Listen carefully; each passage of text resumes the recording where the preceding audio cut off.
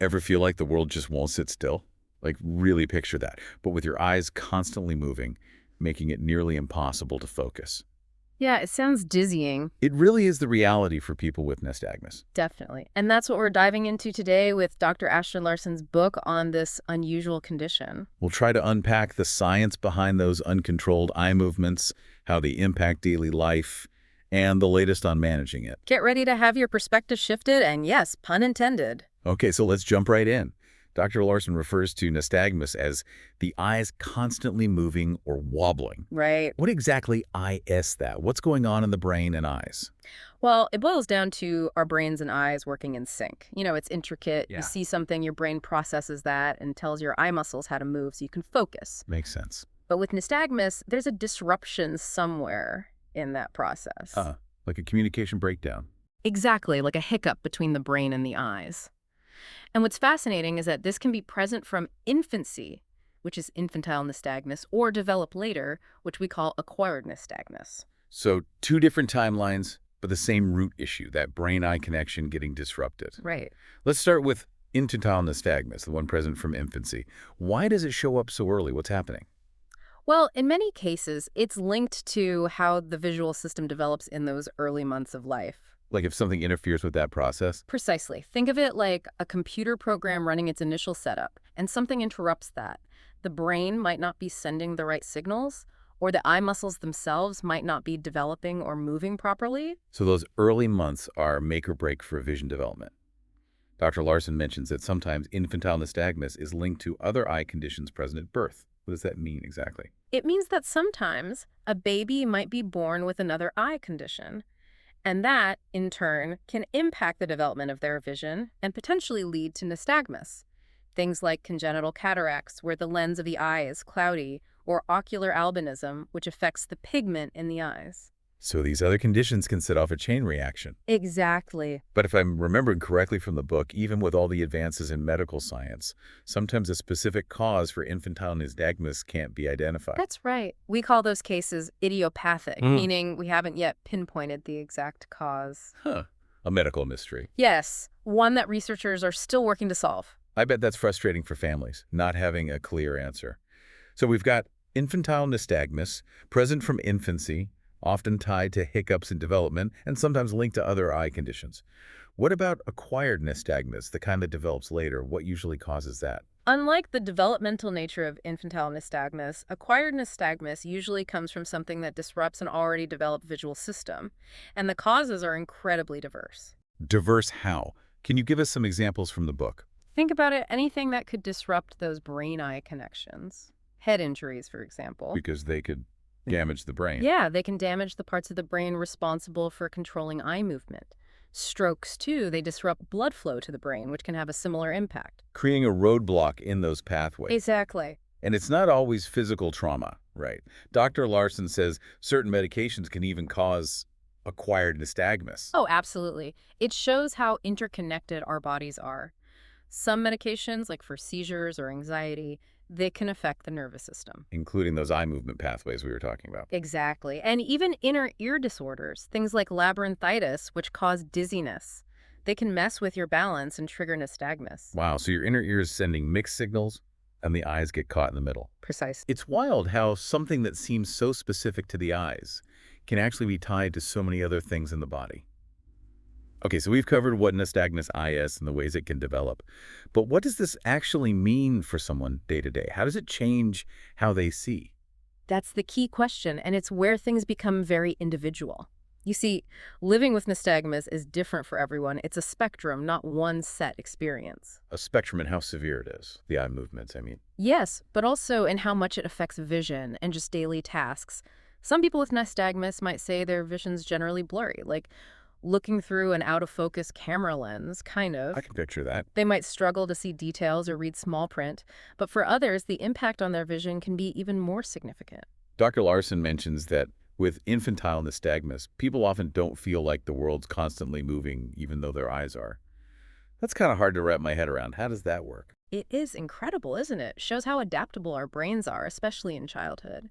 When it's present from so young, the brain learns to ignore that constant motion, Like background noise, if you live in a city, you tune out the traffic after a while. So it becomes their normal. Exactly. So for someone with infantile nystagmus, those eye movements are like, the city sound's always there, but not the focus.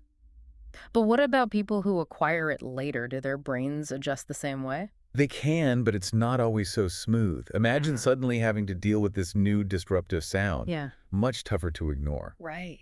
That's why some people with acquired nystagmus experience oscillopsia. Oscillopsia, that's where the world actually feels like it's moving, even though it's not. Exactly. It's a very real feeling of motion, even if you're standing still, like being seasick all the time, even on dry land. Wow, I can see how disorienting that would be. So we're talking about more than just the eye movements. It's how those movements affect a person's whole experience, right? Whether it's blurriness, getting used to constant motion, or even feeling like the world's moving around them. And that's not all. Dr. Larsen talks about something called a null zone, too. Okay, what's that? It's a certain head position where people with nystagmus might find those involuntary movements lessen, and their vision actually gets a bit better temporarily. Like they've found a sweet spot where things are clearer. Exactly. Is that something people figure out themselves, or do doctors help them find it? Could be both. Some people just instinctively discover their null zone as kids. They tilt their head till things look better. Others might work with their eye doctor to find it more deliberately. But either way, it's a way to cope, to get a little more visual clarity. So even within this already varied condition, there are more layers of how people adapt. It's really pretty incredible how resilient we can be. But that doesn't mean it's easy, right? What kinds of things might people with nystagmus struggle with day to day? Well, think of anything that takes really fine control of your eyes. Reading, especially small print, can be a challenge. Yeah, I can see that. Driving can be tricky. You need precise vision to be safe on the road. Even recognizing faces from far away. And there's the constant strain of trying to focus, which can lead to headaches, tired eyes, even neck pain from holding your head a certain way. Sounds exhausting, both physically and mentally. And I bet it can be so frustrating to deal with a world that's not designed with those challenges in mind. Absolutely. It really highlights why awareness and understanding are so important, not just for people with nystagmus, but for everyone. Definitely. Speaking of understanding, we've talked about what nystagmus is, but now I want to know what you can do about it. How can people manage it and improve their lives? I know Dr. Larsen's book has some really practical tips, right? It does, and it really emphasizes that while there's no magic cure for nystagmus, there are a lot of ways to manage it and help people see their best. So where do you even start? It starts with the right diagnosis. You need an eye doctor who specializes in nystagmus, someone who can really understand the individual's needs and recommend the best course of action. So finding that specialist, that expert, is key. But what about simple things like glasses or contacts? Can those fix nystagmus? Here's the thing. Glasses and contacts, they can't actually stop those involuntary movements. Remember, the root of this is that brain-eye miscommunication. But, and this is important, they can still play a huge role in making someone's vision better.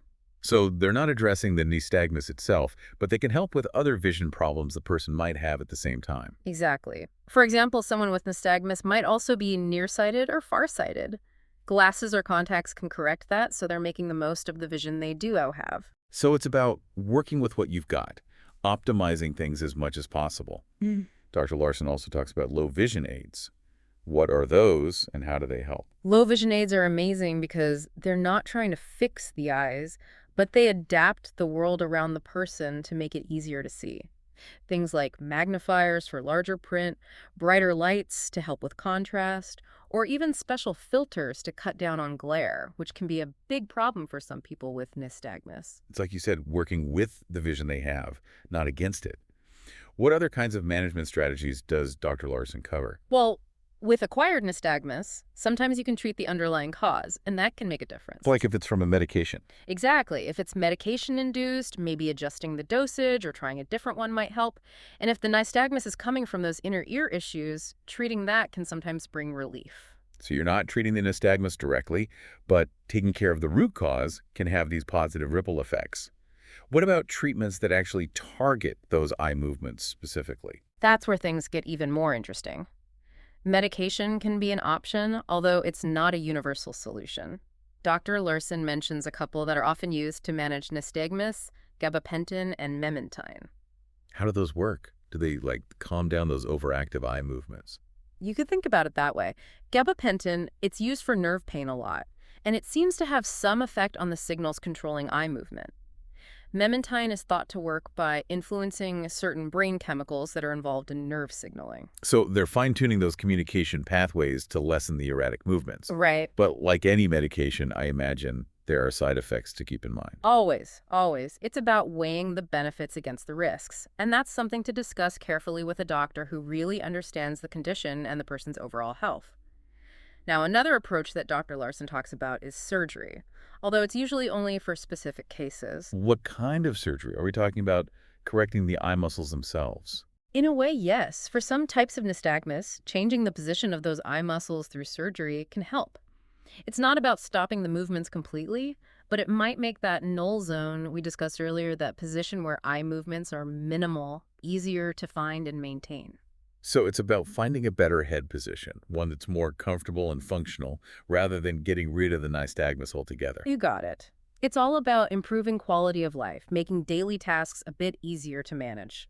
And it's usually considered more for kids or adults whose nystagmus is stable, meaning it's not changing much over time. You want to be sure it's the right option at the right time. It's about what's best for that specific person, not just a one-size-fits-all approach. Exactly. That's what I appreciate about Dr. Larsen's approach overall. She really emphasizes how important personalized care is, working closely with your healthcare team to find the best combination of strategies for you, your needs, and what you want to achieve. So it's not just about treating a condition. It's about empowering people to live the lives they want. Exactly. It's about giving them the knowledge, the tools, and the support to truly thrive. Speaking of thriving, I want to dig into those practical tips Dr. Larsen shares in her book. She has a whole chapter on reading with nystagmus, right? What are some key takeaways there? That chapter is so valuable for anyone who has trouble reading because it recognizes that the usual advice, like trying to move your eyes smoothly across the page, often doesn't work for people with nystagmus. So Dr. Larsen suggests all these other techniques. Like what? I can only imagine how frustrating it would be trying to focus on words when your eyes are constantly moving. Imagine if instead of moving your eyes, you moved the text. Dr. Larsen talks about using large print books or e-readers where you can adjust the font size, even the space between the lines. Some people like using a reading ruler, which helps guide their eyes along the page. It's like an anchor, something steady to follow amidst the chaos. Exactly. And then there's the idea of using head movements to your advantage. Remember those null zones we talked about? Some people find it's easier to read if they keep their eyes pretty still and instead move their head, sort of scanning the text. It might look different, but hey, if it works, it works. It's about finding what works for you, not some textbook definition of right. What about driving? That seems so much more intimidating with nystagmus. Does Dr. Larsen address that at all? She does, and she's honest but hopeful, you know? She acknowledges that driving with nystagmus comes with extra challenges, and it might not be safe for everyone, but for people who are determined to drive and who have gotten the okay from their doctor, she offers lots of practical advice. So, like, what are some of her tips? Where do you even begin? It starts with being aware, knowing your limits, and taking extra precautions. Dr. Larsen talks about how important it is to find that optimal head position while driving, that null zone.